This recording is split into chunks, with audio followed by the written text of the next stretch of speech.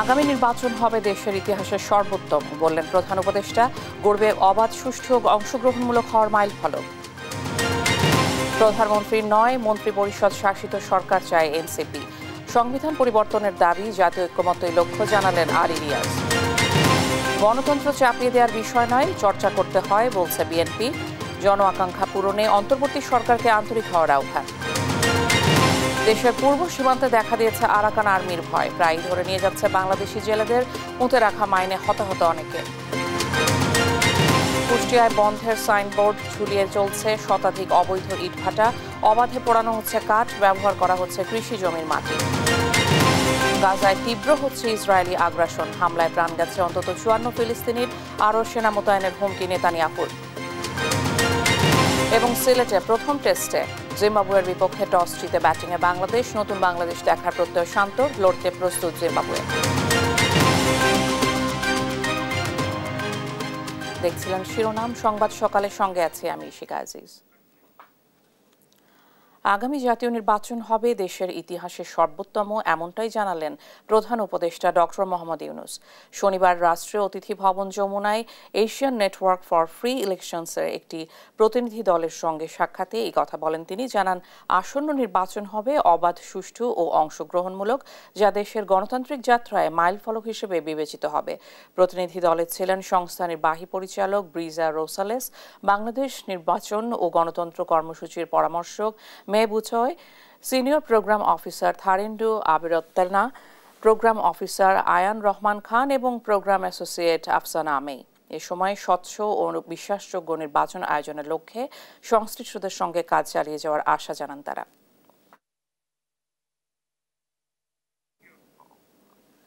প্রধানমন্ত্রী শাসিত নয়, মন্ত্রিপরিষদ শাসিত সরকার চায় জাতীয় নাগরিক পার্টি এনসিপি।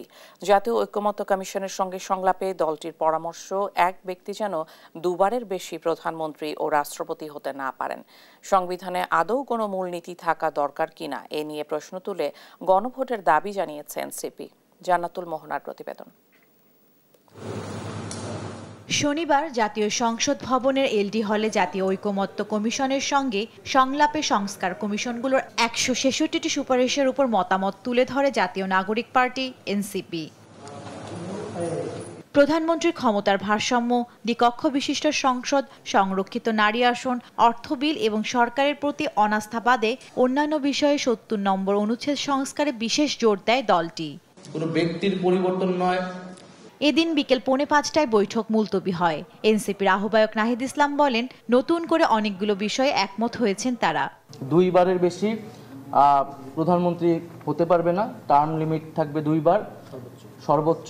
রাষ্ট্রপতি এবং প্রধানমন্ত্রী উভয়ের ক্ষেত্রেই প্রধানমন্ত্রী শাসিত সরকার নয়, বরং মন্ত্রী পরিষদ শাসিত যে সরকার, সেটার প্রস্তাবনা দিয়েছি। সংবিধানের মূলনীতির নামে ক্ষমতাসীন দল নিজেদের ইচ্ছা চাপিয়ে দিত বলে মনে করে এনসিপি, তাই মূলনীতি বাতিল চায় তারা। আমরা দেখেছি যে বিভিন্ন সময়ে সংবিধানে দলীয় মূলনীতির মাধ্যমে আসলে নিজেদের দলীয় রাজনৈতিক অবস্থানকে চাপিয়ে দেওয়া হয়েছে। ফলে আসলে আমরা সংবিধানে মূলনীতির প্রয়োজন আছে কিনা সেই প্রশ্ন রেখেছি, যে এই মূলনীতির কাঠামোর বাইরে আমরা অন্য কোনো কাঠামো ভাবতে পারি কিনা। স্বাধীন কমিশনের মাধ্যমে সংসদীয় আসনের সীমানা পুনর্নির্ধারণের প্রস্তাবও দিয়েছে এনসিপি। দলটির সদস্য সচিব আখতার হোসেন জানান, নির্বাচন পেছানোর পক্ষে নয় এনসিপি। আমরা প্রলম্বিত করার পক্ষপাতী নই। বিচার এবং সংস্কার, তার দৃশ্যমানতা নিশ্চিত করার মধ্য দিয়েই নির্বাচনের দিকে অগ্রসর হওয়া প্রয়োজন। আর কমিশনের সহসভাপতি অধ্যাপক আলী রিয়াজ বলেন, যেসব বিষয়ে রাজনৈতিক দলগুলো একমত তা চিহ্নিত করা হচ্ছে।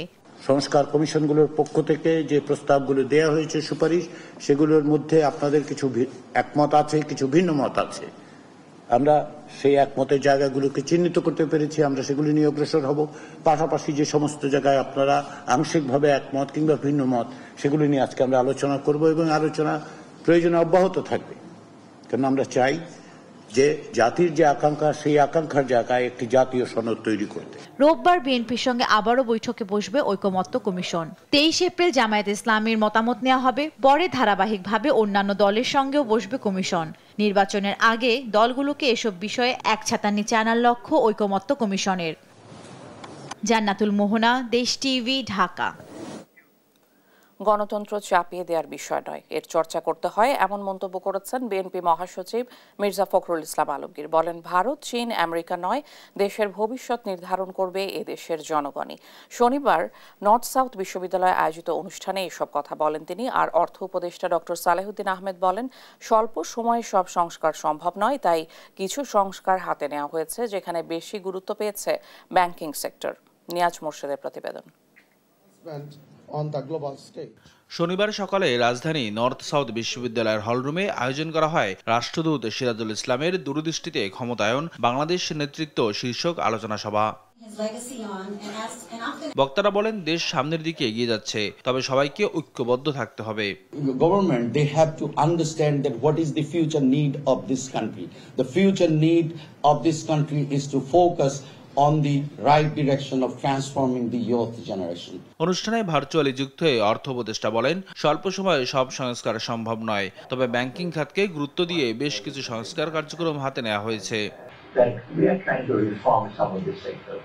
Basically, the banking sector. You must have seen the Bangladesh Bank has taken some steps to reorganize the bank, changing the chairman, and from the Ministry of Finance, we have changed the bank directors in the state-owned banks.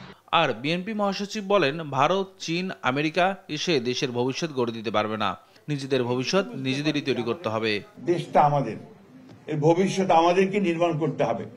ওই America থেকে এসে ট্রাম্পও তৈরি করে দেবে না, বা আপনার চীন থেকে শি এসেও এটা করে দেবে না, অথবা ভারত থেকে মোদিও আমাদের ধাক্কা দিয়ে কিছু করতে পারবে না। প্রধান উপদেষ্টা ডক্টর ইউনূসকে ধন্যবাদ জানিয়ে তিনি বলেন, গণতন্ত্র চাপিয়ে দেওয়ার বিষয় নয়, তার চর্চা করতে হবে।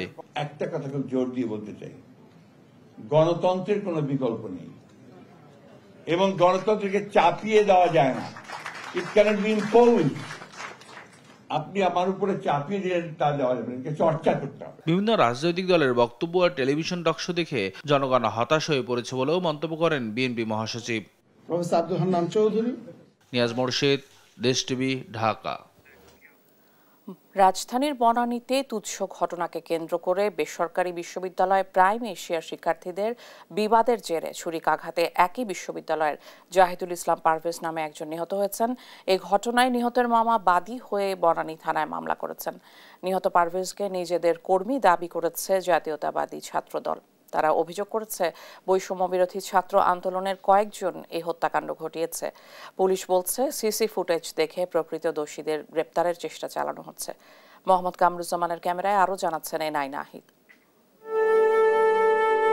রাজধানীর প্রাইম এশিয়া বিশ্ববিদ্যালয়ের টেক্সটাইল ইঞ্জিনিয়ারিং বিভাগের মেধাবী শিক্ষার্থী জাহিদুল ইসলাম পারভেজ ক্যাম্পাসে তুচ্ছ ঘটনাকে কেন্দ্র করে শনিবার বিকেলে বনানীতে প্রাইম এশিয়া বিশ্ববিদ্যালয়ের ইংরেজি বিভাগ ও টেক্সটাইল ইঞ্জিনিয়ারিং বিভাগের শিক্ষার্থীদের সংঘর্ষের মধ্যে ছুরিকাঘাতে নিহত হন।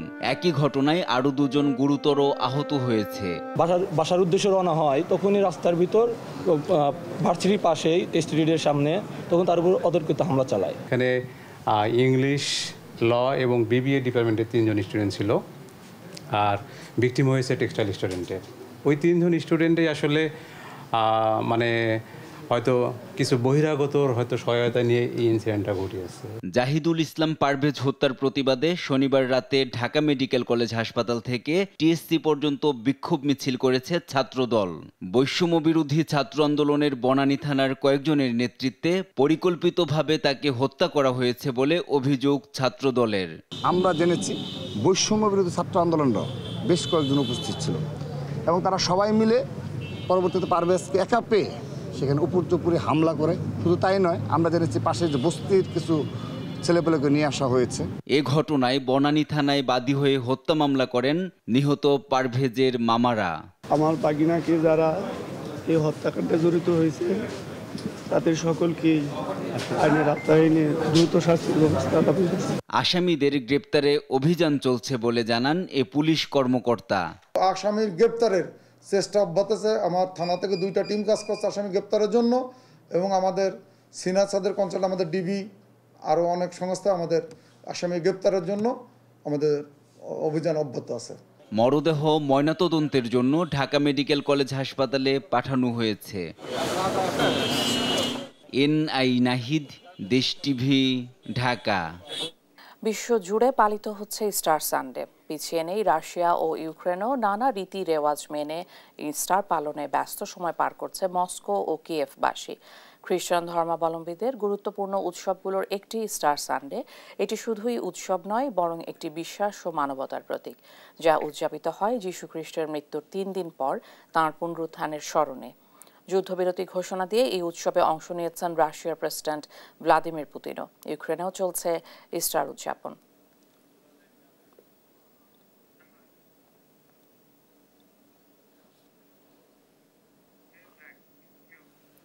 একসময় বাংলাদেশ মিয়ানমার সীমান্তে নাসাকা আতঙ্ক থাকলেও এখন তা নেই। তবে সম্প্রতি সীমান্ত জুড়ে দেখা দিয়েছে আরাকান আর্মির ভয়। গত 6 মাসে তাদের পুঁতে রাখা মাইন বিস্ফোরণে হতাহতের শিকার হয়েছেন বহু বাংলাদেশি। নদীপথে, জেলে ও পাহাড়ি পথে নানা কারণে বাংলাদেশি নাগরিকদের ধরে নিয়ে যাচ্ছে আরাকানের এই বিদ্রোহী গোষ্ঠীটি। এ নিয়ে চরম আতঙ্ক বিরাজ করছে সীমান্তের জনসাধারণের মাঝে। প্রশ্ন উঠেছে, কেন তারা বাংলাদেশি নাগরিকদের ধরে নিচ্ছে? সরেজমিন ঘুরে সহকর্মী আবুল বাশার নয়নের প্রতিবেদন জানাচ্ছেন টুম্পা আফরোজ। অনবরত কান্নায় গলা স্বর নিচু হয়ে এসেছে এই করুণ আহাজারি একজন মায়ের।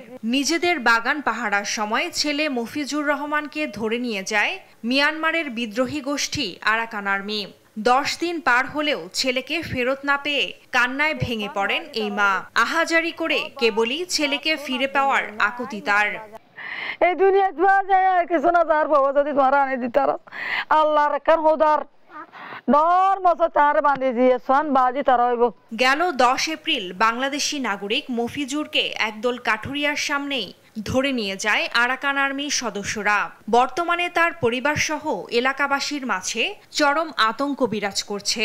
সীমান্তের লোকজন দফায় দফায় যোগাযোগ করেও ফেরত আনতে পারেনি তাকে। স্বামী হাজবেন্ড ওখানে বাবার ওইটা নিয়ে চাকরি করতেন বাগানে। তারপরে ওখান থেকে আরাকান বাহিনী এসে ধরে নিয়ে গেছে। অপহৃত যুবক মফিজুর কোনো অপরাধের সঙ্গে জড়িত নয় বলে জানান স্থানীয়রা। বাগানের মধ্যে রানটোর মধ্যে ঘুরতেছে, এখানে ও ঘোরার টাইমে ওই যে আরাকান বানি কি বানি মায়ের মারার এরা লাগ পাইছে। লাগ পাওয়ার পরে দড়ি ফেলাইছে, তারে নিয়ে গেছে। এখন আমরা তার খোঁজখবরও পাইতেছি না। এদিকে বিষয়টি ঊর্ধ্বতন কর্তৃপক্ষকে স্থানীয় প্রশাসন অবহিত করলেও লিখিত কোনো আবেদন পাওয়া যায়নি পরিবারের পক্ষ থেকে। জানিয়ে দিয়েছে আমাদের যে চাঞ্চল্যকর রিপোর্ট আছে, আমরা রিপোর্ট পাঠিয়ে দিয়েছি, ওটা ওভাবেই আছে। এখন পরিবারের পক্ষ থেকে তো আমাদেরকে অফিসিয়ালি আমাদেরকে বা থানায় কোনোভাবে কোথাও জানায়নি। নেগোসিয়েশন কিভাবে করছেন সেটা আপনাদের ব্যাপার, বাট আমি অফিসিয়ালি না জানালে আমি আপনাদেরকে ওভাবে অফিসিয়ালি হেল্প কিছু করতে পারবো। সীমান্তে আরাকান আর্মির আতঙ্ক থেকে জনসাধারণকে রক্ষায় যথাযথ ব্যবস্থা নেবে সরকার, এমন প্রত্যাশা বাসিন্দাদের। নিউজ ডেস্ক, দেশ টিভি। কুষ্টিয়ায় শুধুমাত্র কাগজে কলমেই বন্ধ অবৈধ শতাধিক ইট ভাটার কার্যক্রম। ভাটা মালিকেরা মানছেন না প্রশাসনের কোনো নির্দেশনা। বন্ধের সাইনবোর্ড ঝুললেও চলছে ভাটা। অবাধে পোড়ানো হচ্ছে কাঠ, ব্যবহার করা হচ্ছে কৃষি জমির মাটিও। অবৈধ ভাটা মালিকদের এমন দৌড়াতে অসহায় প্রশাসন। তবে তারা বলছেন, নির্দেশনা অমান্য করে যারা ভাটার কার্যক্রম চালাচ্ছেন তাদের বিরুদ্ধে নেওয়া হবে কঠোর ব্যবস্থা। ইরফান রানার ক্যামেরায় নাহিদ হাসান তিতাসের রিপোর্ট। কুষ্টিয়ার ভেড়ামারা উপজেলার KNB ইটভাটা কার্যক্রম দেখে বোঝার উপায় নেই যে ভাটাটি অবৈধ চিহ্নিত করে আদালতের নির্দেশে বন্ধ ঘোষণা করেছে জেলা প্রশাসক। বন্ধের সাইনবোর্ড ঝোলানো থাকলেও প্রকাশ্যই চলছে ভাটাটির ইট পোড়ানোর কার্যক্রম। প্রশাসন বন্ধ করে দিয়ে গেছিল, পরে আমরা ইটি করি চলাচ্ছি। সরকারের তরফ থেকে নোটিশ দিয়ে গেছে, কিন্তু তাও আমরা এই 10-12 দিন একটু আমার যেই ক্লোজ করতে একটু সময় লাগে। শুধু এটিই নয়, জেলার অধিকাংশ অবৈধ ইটভাটাগুলোর চিত্রই একই রকম। বন্ধের সাইনবোর্ড ঝুললেও প্রকাশ্যেই চলছে কার্যক্রম। অবাধে পোড়ানো হচ্ছে কাঠ, ব্যবহার করা হচ্ছে কৃষি জমির মাটিও। ফলে প্রশাসনের অবৈধ ইটভাটা বন্ধের সিদ্ধান্ত সাইনবোর্ডেই সীমাবদ্ধ।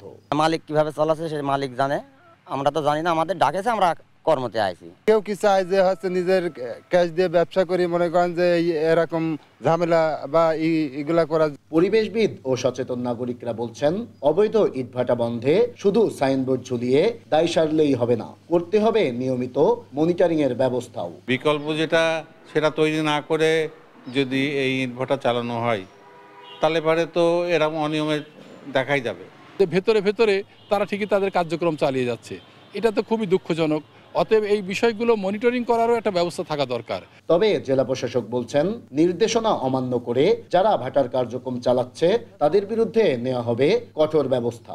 ম্যাজিস্ট্রেট যারা আছে তাদেরকে আমরা দ্রুত ফিল্ডে পাঠিয়ে আমরা খোঁজ খবর নিব, যদি এরকম দেখি তাহলে তাদের বিরুদ্ধে সর্বোচ্চ যতটুকু আইনানুগ ব্যবস্থা নেওয়া যায় সেটা আমরা নিব। পরিবেশ অধিদপ্তরের তথ্য মতে জেলায় ইটভাটা রয়েছে 209টি, যার মধ্যে 194টি অবৈধ। প্রশাসনের নির্দেশনার পরও কিভাবে চলছে অবৈধ এসব ইটভাটা তা নিয়ে প্রশ্ন উঠেছে জনমনে।